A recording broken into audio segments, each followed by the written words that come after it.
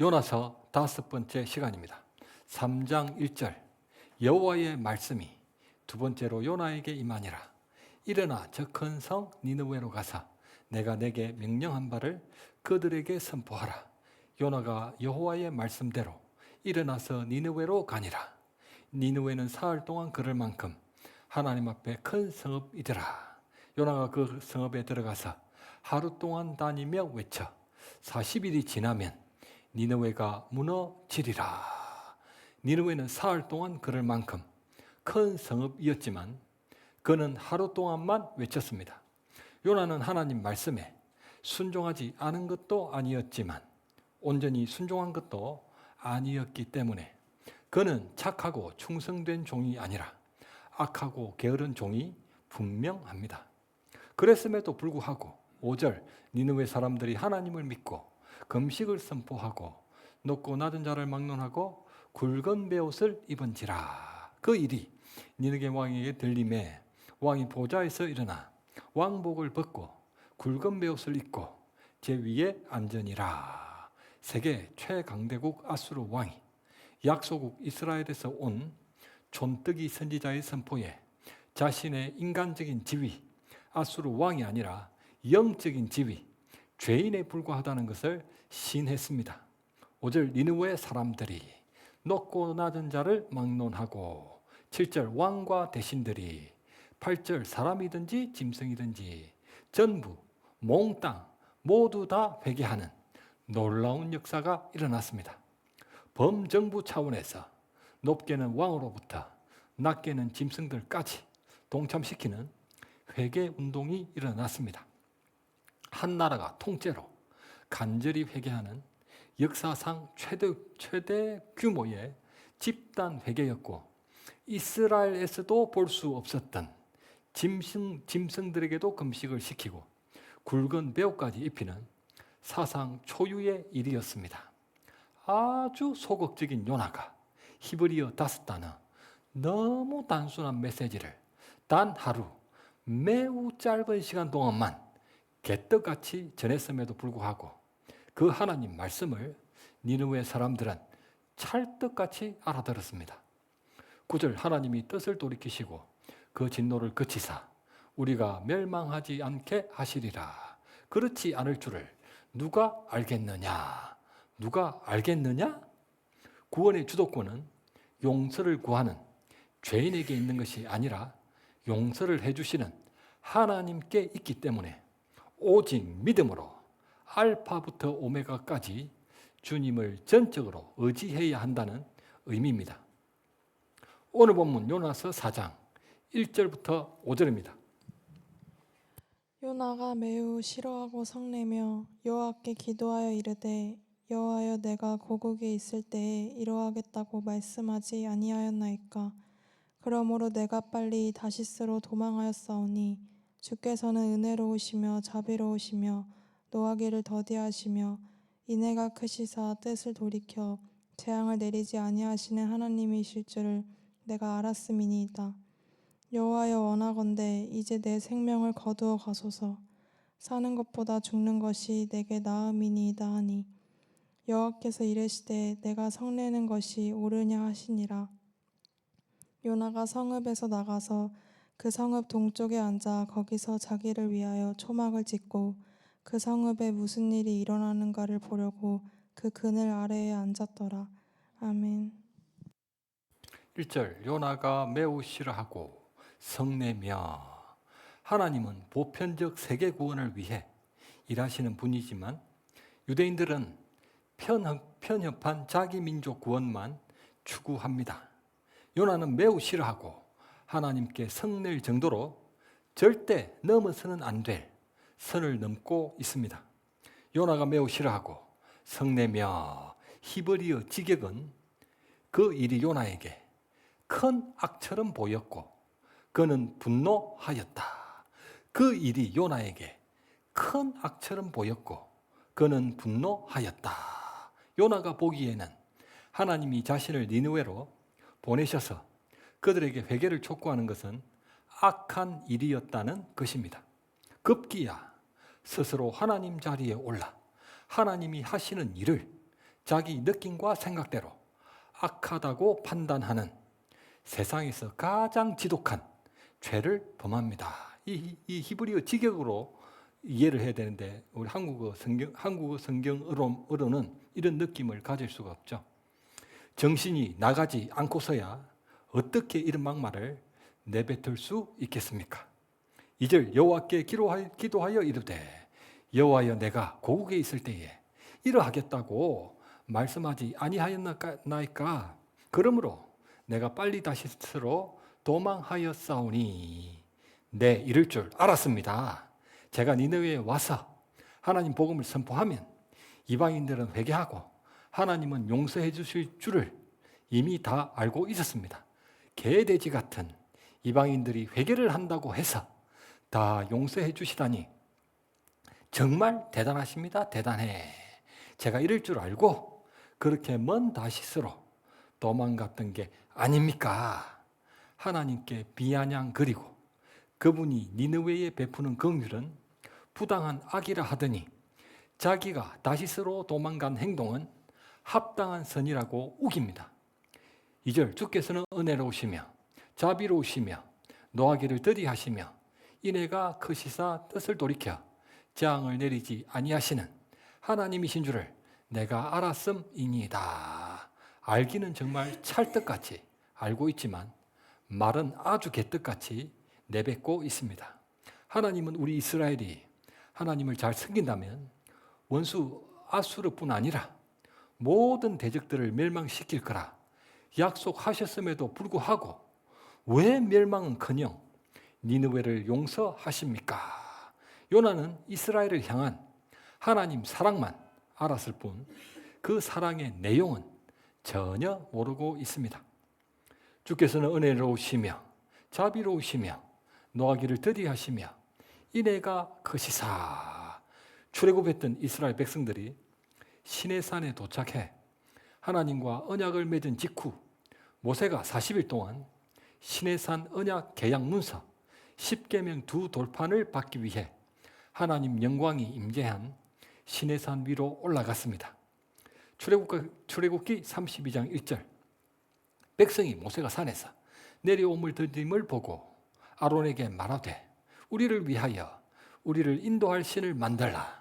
모세 곧 우리를 애굽 땅에서 인도해낸 사람은 어찌 되었는지 알지 못함이니라. 그래서 금송아지를 만들어 하나님으로 섬기는 바람에 그분이 진노하셨고 모세는 시내산 언약의 계약 문서 10계명 두 돌판을 깨뜨렸으며 레위지파 사람들은 우상 숭배 적극 가담자 3,000명을 도륙했습니다. 모세가 시내산 언약의 계약 문서 10계명 두 돌판을 깨뜨린 이유는 이스라엘이 계약 위반을 범했기 때문입니다. 제1계명 나 외에 다른 신을 내게 두지 말라. 금송아지를 신으로 두었습니다. 제2계명 우상을 만들지도 절하지도 섬기지도 말라.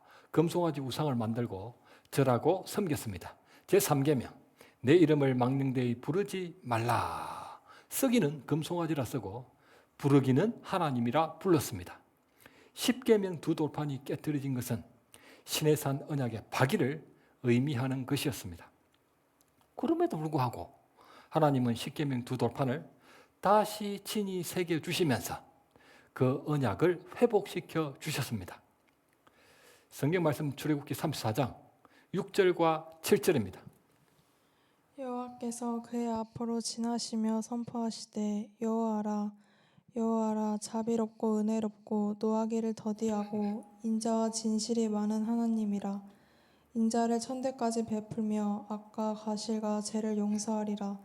그러나 벌을 면제하지는 아니하고 아버지의 악행을 자손 3, 4대까지 보응하리라. 아멘. 여호와라 여호와라 자비롭고 은혜롭고 노하기를 더디하고 인자와 진실이 많은 하나님이로다. 오늘 본문 2절 주께서는 은혜로우시며 자비로우시며 노하기를 더디하시며 인애가 크시사. 하나님이 깨뜨려졌던 10계명 두 돌판을 친히 그분 손가락으로 다시 새겨주시면서 이스라엘을 용서하셨을 때 선포된 말씀이었습니다. 악한 이스라엘 백성들의 일방적인 계약 위반으로 인해 시내산 언약이 파괴되었음에도 불구하고 하나님은 이스라엘 백성들을 버리시지 않고 그분의 일방적인 은혜로 시내산 언약이 회복되었습니다. 바로 그 덕분에 요나도 하나님 백성으로 살고 있을 뿐 아니라 선지자로까지 부름을 받았습니다. 오늘 본문 2절, 주께서는 은혜로우시며 자비로우시며 노하기를 더디하시며 인애가 크시사. 요나는 이스라엘을 향한 하나님 사랑만 알았을 뿐 그 사랑의 내용은 전혀 모르고 자기가 은혜와 자비와 인애라는 단어들을 암기하는 정도를 하나님을 안다고 착각하고 있습니다. 이스라엘이 금송아지 우상 숭배를 범했지만 하나님의 자비하심으로 인해 용서를 받았음에도 불구하고 동일한 그 자비하심으로 이방 아수르 니느웨를 용서해 주시는 것은 부당한 악이라는 것입니다. 1장 3절, 여호와의 얼굴을 피하려고 피하고 피하며 피하기 위해 3절, 욥바로 내려갔더니 내려가고 내려가며 내려가다가 2박 3일 동안 큰 물고기 뱃속 교도소에서 징역살이를 하며 온전히 회개한 것도 아니었지만 하나님의 자비하심으로 말미암아 그가 육지에서 숨을 쉬고 있건만 이방 아수르 니느웨는 온전히 회개했음에도 불구하고 그분의 자비하심으로 용서하시면 안 된다는 것입니다. 자기가 받은 은혜도 자기가 선지자라는 사실도 까마득하게 잊고 있습니다. 내가 하면 로맨스, 남이 하면 불륜, 내로남불의 신앙이었습니다. 요나서에는 요나의 기도가 두 군데 언급되는데 2장 1절, 요나가 물고기 뱃속에서 그의 하나님 여호와께 기도하여, 4장 2절, 여호와께 기도하여 이르되, 두 번의 기도가 모두 그릇된 선민의식에 사로잡힌 교만한 유대인들의 엉터리 기도였습니다. 3절, 여호와여 원하건대 이제 내 생명을 거두어 가옵소서. 사는 것보다 죽는 것이 내게 나음이니이다. 아수르가 회개하고 회복되는 꼴을 볼 바엔 차라리 죽겠다는 것입니다. 이제 내 생명을 거두어 가소서. 사는 것보다 죽는 것이 내게 나음이니이다. 성경 말씀 열왕기상 19장 2절부터 4절입니다. 이세벨이 사신을 엘리야에게 보내어 이르되 내가 내일 이맘때에는 반드시 내 생명을 저 사람들 중 한 사람의 생명과 같게 하리라. 그렇게 하지 아니하면 신들이 내게 벌 위에 벌을 내림이 마땅하니라 한지라. 그가 이 형편을 보고 일어나 자기의 생명을 위해 도망하여 유다에 속한 브엘세바에 이르러 자기의 사환을 그곳에 머무게 하고 자기 자신은 광야로 들어가 하룻길쯤 가서 한 로뎀나무 아래에 앉아서 자기가 죽기를 원하여 이르되 여호와여 넉넉하오니 지금 내 생명을 거두시옵소서. 나는 내 조상들 보가다 낫지 못하나이다 하고. 아멘. 지금 내 생명을 거두시옵소서. 나는 내 조상들보다 낫지 못함이니이다. 오늘 본문 3절, 이제 내 생명을 거두어 가소서. 사는 것보다 죽는 것이 내게 나음이니이다. 자기 고참 선지자였던 엘리야 고스프레를 하고 있습니다. 그러나 엘리야는 하나님 말씀에 순종하는 가운데 예상하지 못했던 고난에 부딪혀 낙심 중에 했던 말이었지만 요나는 하나님 말씀에 불순종하는 가운데 그분의 섭리에 반발해 교만 중에 했던 말이었습니다. 유진 피터슨 목사님은 이렇게 번역했습니다. 하나님 저들을 죽이지 아니하시겠다면 저를 죽이십시오. 배째라는 막말이었습니다.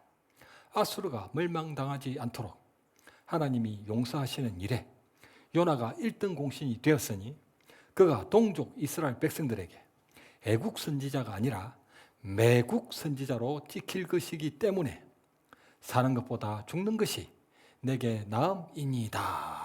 그랬던 것일까요? 전하, 제가 어떻게 조국 이스라엘로 돌아가겠나이까?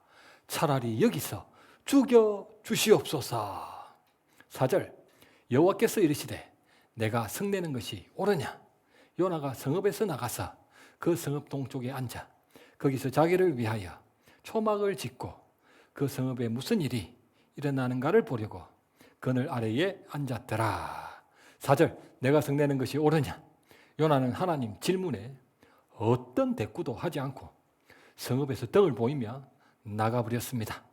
니느웨의 구원을 위해서는 사흘 길도 가지 않았던 게으른 종이 니느웨의 멸망을 위해서는 나뭇가지로 지은 초막에서 40일 동안이나 지켜볼 충성된 종이 되었습니다. 하나님이 이스라엘에게 그렇게 많은 선지자를 보내셨음에도 불구하고 아무도 회개하지 않았지만 이방 니느웨 사람들은 너무 빨리 회개하는 것이 도무지 믿을 수 없었기 때문에 참 회개가 아닐 거라 생각하고 회개하는 흉내만 냈을 거야. 하나님이 결국 멸망시키실 거야. 기대했을 겁니다.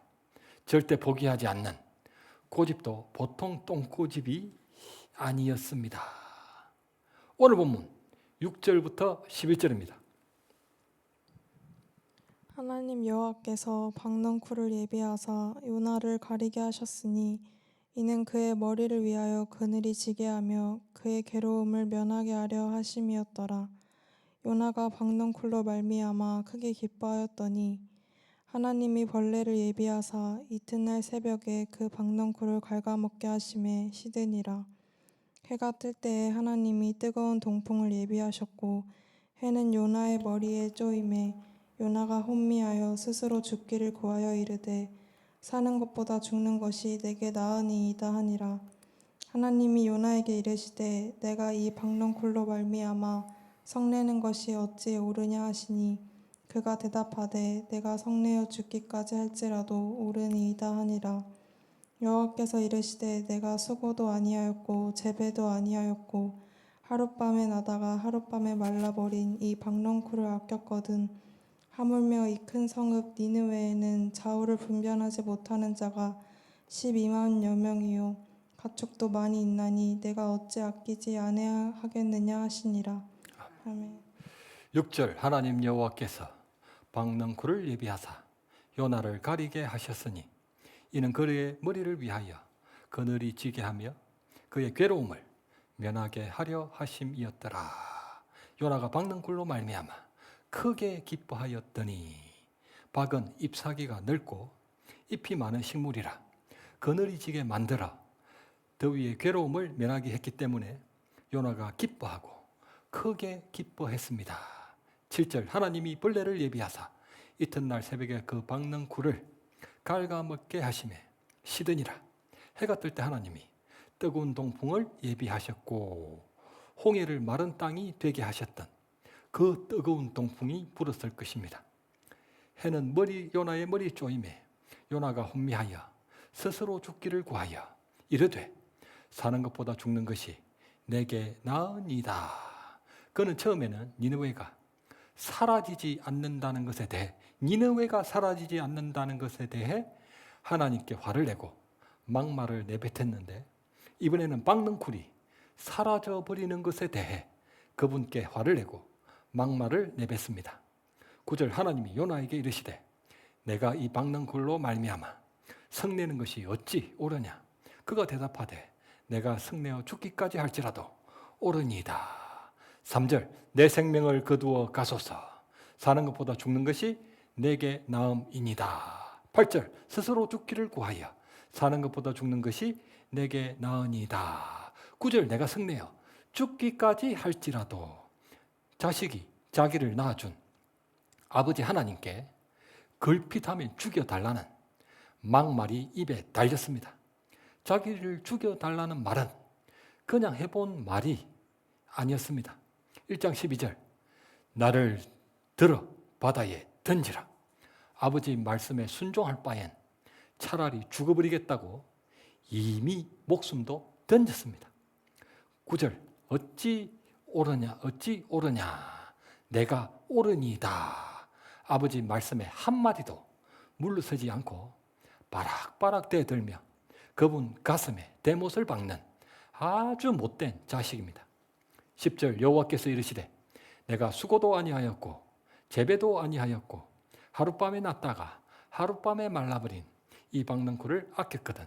하물며 이 큰 성 니느웨는 좌우를 분별하지 못하는 자가 12만 명이요 가축도 많이 있나니 내가 어찌 아끼지 아니하겠느냐.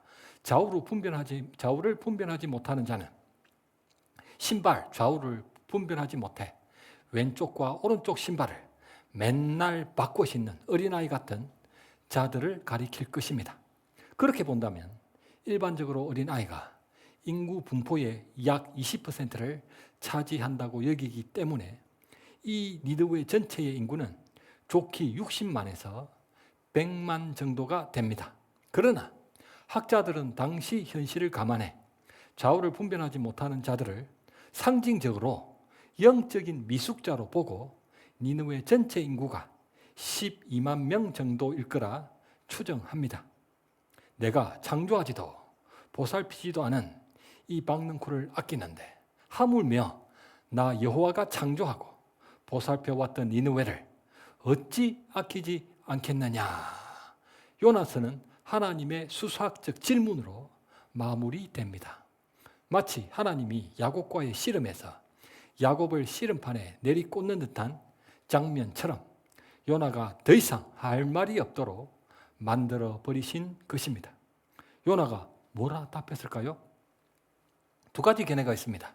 첫째 견해는 아하 그렇군요. 이제야 깨달았습니다.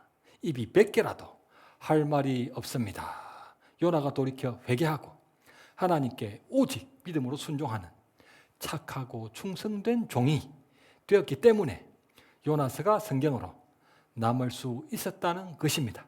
둘째 견해는 요나가 어리석은 비둘기처럼 여전히 고집을 부리지 않는 악하고 게으른 종이었기 때문에 그 결과로 요나의 조국 북이스라엘이 약 40년 이후에 결국 주전 722년에 회개했던 아수르에게 멸망을 당했다는 것입니다.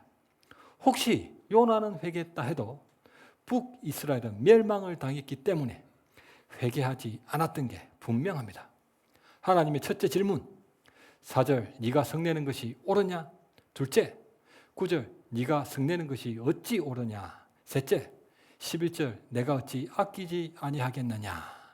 하나님은 이 질문을 던지시기 위해 6절 박능쿨을 예비하사 7절 벌레를 예비하사 8절 뜨거운 동풍을 예비하시고 하나님은 니느웨 사람들을 회개시키시고 선지자 요나 한 사람을 깨닫게 하시기 위해 첫째 소품, 큰 바람과 큰 폭풍, 둘째 제비, 셋째 큰 물고기, 넷째 박능쿨, 다섯째 벌레, 여섯째 소품, 뜨거운 동풍을 예비하며 예비하셨습니다. 세상 미물도 하나님 말씀에 순종하는데 하나님 백성, 선지자만 순종하지 않고 있습니다. 그런데 왜 요나의 답변은 성경에 기록되지 않았을까요? 그 질문은 요나뿐 아니라 여러분들에게도 하고 계시기 때문이 아닐까요? 4절 네가 성내는 것이 옳으냐? 9절 네가 성내는 것이 어찌 옳으냐? 11절 내가 어찌 아끼지 아니하겠느냐? 뭐라 대답하실 겁니까? 요나와 하나님 중 누가 옳은 겁니까? 안타깝게도 요나가 유일하게 기뻐하고 크게 기뻐했던 것은 박능쿨이었습니다.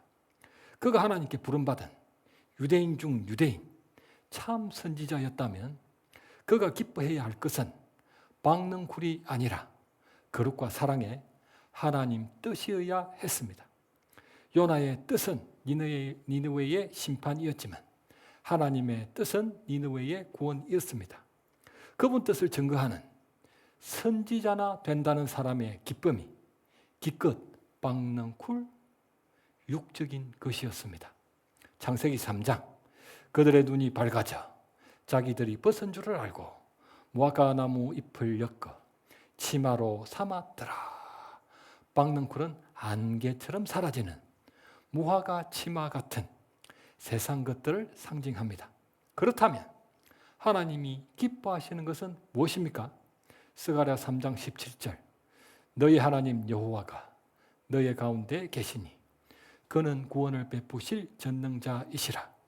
그가 너로 말미암아 기쁨을 이기지 못하시며 너를 잠잠히 사랑하시며 너로 말미암아 즐거이 부르며 기뻐하시리라. 느헤미야 8장 10절 여호와로 인하여 기뻐하는 것이 너희의 힘이니라. 말씀을 맺겠습니다. 오늘 설교 제목은 박능쿨로 말미암아 크게 기뻐하였더니입니다. 요나서는 선지서로 분류되지만 다른 선지서들에 비해 하나님의 말씀이 많지 않습니다. 첫째 1장 1절 여호와의 말씀이 요나에게 임하니라. 너는 일어나 니느웨로 가서 그것을 향하여 외치라. 둘째 3장 1절 여호와의 말씀이 두 번째로 요나에게 임하니라. 일어나 니느웨로 가서 내가 내게 명령한 바를 그들에게 선포하라. 셋째 4장 4절 여호와께서 이르시되 내가 성내는 것이 옳으냐. 넷째 4장 9절 하나님이 요나에게 이르시되 내가 성내는 것이 어찌 옳으냐. 다섯째 4장 10절 여호와께서 이르시되 내가 어찌 아끼지 아니하겠느냐. 하나님 말씀은 전체에서 5회만 언급됩니다. 이사야서나 에스겔서처럼 선지서의 전형적인 형태, 환상이나 상징도 없고 말씀도 거의 없으며 이야기, 내러티브 형식입니다. 선지자가 하나님 명령에 불순종하는 엽기적인 내용이고 스토리도 짧기 때문에 다른 선지서와는 달리 술술 읽힙니다. 재밌죠? 선지서 17권 중 제일 잘 알려진 선지서가 바로 이 요나서일 것입니다. 요나서의 카메라 포커스는 선교지 아수르보다는 악하고 게으른 종 요나에게 집중됩니다. 박능쿨로 말미암아 크게 기뻐하였더니 세상에 이런 선지자가 어디 있어? 이게 무슨 놈의 예언자야? 하나님을 믿는 백성이 정말 맞아? 하나님은 진작에 요나를 버리고 다른 선지자를 보내실 수도 있었지만 그를 포기하지 아니하시고 끝까지 그분 말씀으로 설득하셨습니다. 그 아버지의 은혜를 깨닫지 못하면 온전한 아들이 될 수 없습니다. 우리 모두는 성경에 기록된 대로 오직 믿음으로 순종하는 착하고 충성된 아들이시기를 우리 주님의 이름으로 간절히 축원합니다.